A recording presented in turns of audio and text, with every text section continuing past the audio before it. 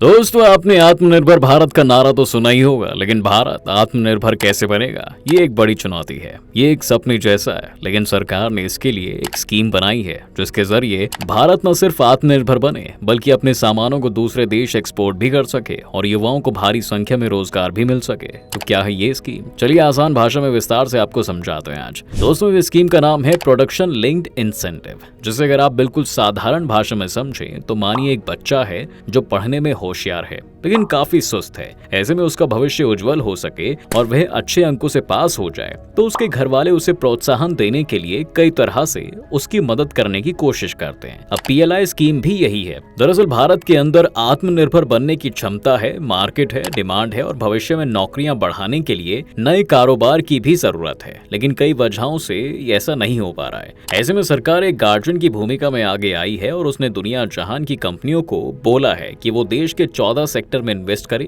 Manufacturing को बढ़ाएं। बदले में सरकार उन्हें उनके प्रोडक्शन के बेस पर इंसेंटिव देगी, जिसके लिए सरकार ने पूरे 1.97 लाख करोड़ रुपए के फंड की व्यवस्था की है। इसमें 14 अलग अलग सेक्टर्स के लिए अलग अलग फंड एलोकेट किए गए हैं। ये फंड अगले 5 साल में प्रोडक्शन के बेस पर दिए जाएंगे। मतलब ऐसा नहीं होगा कि कंपनी ने हर साल 100 रुपए का सामान बनाने का वादा किया है और सरकार ने उस पर 10 रुपए इंसेंटिव के हिसाब से पहले ही साल में पूरे 50 रुपए दे दिए हैं, बल्कि अगले 5 साल में प्रोडक्शन के आधार पर धीरे धीरे कंपनियों को मिलेगा। अब इस पीएलआई स्कीम से देश को क्या फायदा होगा, चलिए समझ लेते हैं। दोस्तों, भारत दुनिया में सबसे अधिक आबादी वाला देश है। यहाँ के मिडिल क्लास का दायरा भी बढ़ रहा है। इसके साथ ही इससे आबादी की जरूरत भी बढ़ेगी और पैसा बढ़ेगा तो ख्वाहिशें भी बढ़ेंगी। इस आबादी को नए नए इलेक्ट्रॉनिक सामान, एप्पल आईफोन, नई कार और मोटरसाइकिल की भी जरूरत पड़ेगी। लेकिन अगर ये सामान या इसमें लगने वाले कलपुर्जे देश में बनते ही ना हो तो कैसे काम चलेगा? इसे फिर देश को चीन, ताइवान या जापान या फिर और देशों से खरीदना पड़ेगा। आपको बता दें कि भारत मोबाइल फोन, इलेक्ट्रॉनिक्स, गाड़ियों के कई जरूरी पार्ट्स, मेडिकल डिवाइसेस,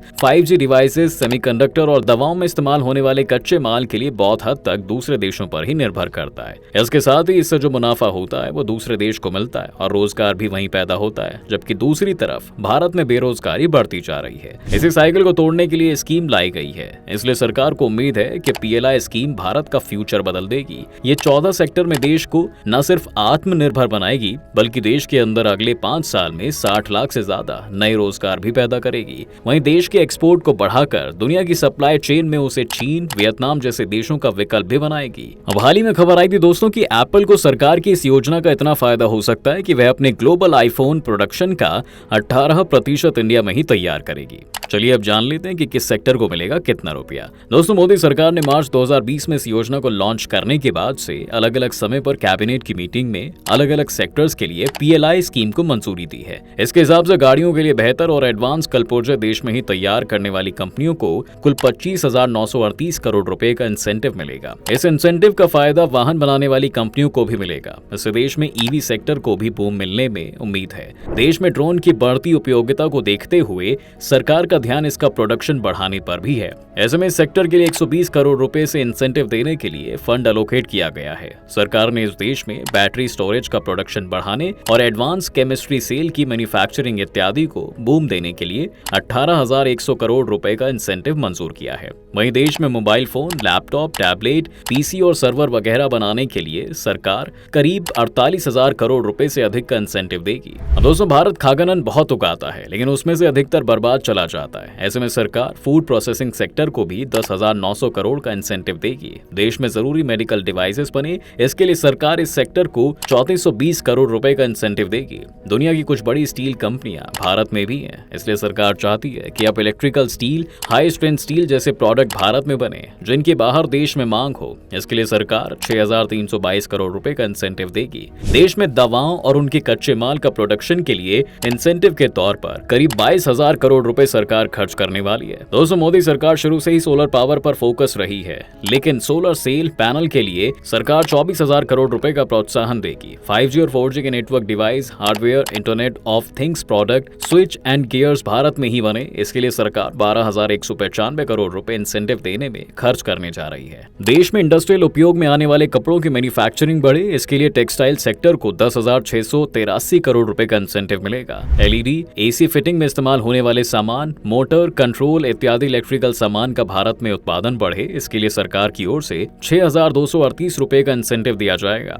आपको बता दें दोस्तों कि सरकार ने हाल ही में IT हार्डवेयर क्षेत्र के लिए कुल 17,000 करोड़ रुपए का प्रोडक्शन बेस्ड PLI 2.0 को मंजूरी दी है। इस योजना से 3.35 लाख करोड़ रुपए का प्रोडक्शन और 2,430 करोड़ रुपए की इन्वेस्टमेंट होने का अनुमान है। इससे 75,000 लोगों को डायरेक्ट रोजगार मिलने की उम्मीद है। PLI 2.0 के जरिए लैपटॉप, टैबलेट्स और सभी टेक्नोलॉजी से लेस पर्सनल कंप्यूटर्स बनाए जाएंगे। 17,000 करोड़ रुपए के फंड के साथ IT हार्डवेयर के लिए PLI 2.0 को मंजूरी दी गई, जिसका टाइम पीरियड 6 साल होगा। अब दोस्तों इसके साथ कंपनियों को 5% तक इंसेंटिव मिलेगा। देश में बने पुर्सों के साथ प्रोडक्शन करने पर अलग से भी 4% का इंसेंटिव दिया जाएगा। इससे पहले सरकार ने फरवरी 2021 में 7,350 करोड़ के खर्चे के साथ IT हार्डवेयर के लिए पहली PLI योजना को मंजूरी दी थी। इस क्षेत्र से जुड़ी कंपनियों ने सरकार से खर्च बढ़ाने की अपील की थी। इसके बाद ही सरकार ने PLI 2.0 के तहत खर्च बढ़ाने की घोषणा की है। देश में मोबाइल फोन प्रोडक्शन बढ़ाने के लिए सरकार ने पहली बार अप्रैल 2020 में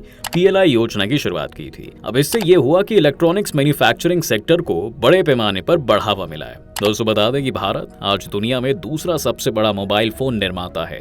इसमें PLI योजना का सबसे बड़ा योगदान माना जा रहा है। विदेशी बाजारों में मांग के कारण मार्च 2023 में मोबाइल फोन का एक्सपोर्ट $11 अरब यानी करीब 90,000 करोड़ रुपए तक पहुंच गया। माना जा रहा है कि PLI 2.0 के आने से इलेक्ट्रॉनिक्स मैन्युफैक्चरिंग सेक्टर में नया इन्वेस्टमेंट आएगा। विदेशी कंपनियां भारत आएंगी, जिससे भारत IT हार्डवेयर के प्रोडक्शन में दुनिया की अगुवाई कर सकेगा। इस योजना से एक्सपोर्ट बढ़ाने में मदद भी मिलेगी। इसके साथ ही भारत की दूसरे देशों में निर्भरता घटेगी। सीधे रोजगार के अलावा और भी 2 लाख लोगों को नौकरियां मिल सकेंगी। बताया यह भी जा रहा है कि मोदी सरकार के आने के बाद से इलेक्ट्रॉनिक्स मैन्युफैक्चरिंग पर काफी ध्यान दिया गया है, जिससे देश का इलेक्ट्रॉनिक्स मैन्युफैक्चरिंग 8 साल से लगातार सालाना 17% की दर से बढ़ ही रहा है। इस पीरियड में बढ़कर $105 अरब करीब 9 लाख करोड़ रुपए के उच्च स्तर तक पहुंच गया है।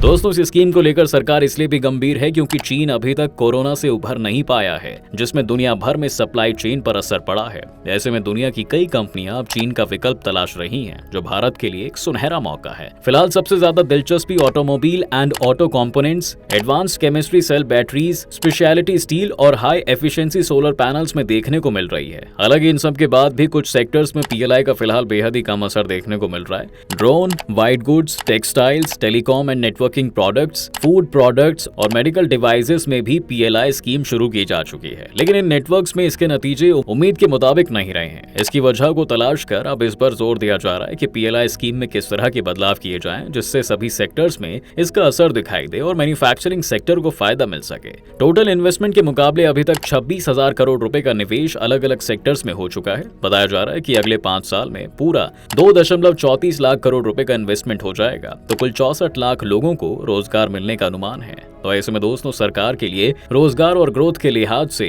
इस स्कीम को सफल बनाना बेहद जरूरी है। आपको बता दें कि 2020 में सबसे पहले मोबाइल, इलेक्ट्रॉनिक कंपोनेंट्स और फार्मा सेक्टर में PLI स्कीम को शुरू किया गया था। व्हाइट गुड्स सेक्टर में 64 कंपनियों को मंजूरी मिली है। जी हाँ दोस्तों, इनमें से 15 कंपनियां प्रोडक्शन फेज में है, जबकि बाकी 49 कंपनियां अपने निवेश को अमली जामा पहनाने की प्रक्रिया में है। इसके साथ ही सरकार ने सेमीकंडक्टर मैन्युफैक्चरिंग के लिए भी 76,000 करोड़ रुपए की PLI स्कीम को मंजूरी दी थी और इसके बिजनेस को बढ़ावा देने के लिए सभी कानूनों में भी ढिलाई दी है, ताकि इस फील्ड में भी भारी संख्या में इन्वेस्टमेंट हो सके। अब दोस्तों उम्मीद करते हैं आपको इस स्कीम के बारे में कई नई जानकारियां मिली होगी। तो आप क्या सोचते हैं इसके बारे में? अपनी राय हमें कमेंट बॉक्स में जरूर रखिए। वीडियो अगर आपको पसंद आई हो तो इसे लाइक और हमारे चैनल को सब्सक्राइब भी जरूर कीजिए।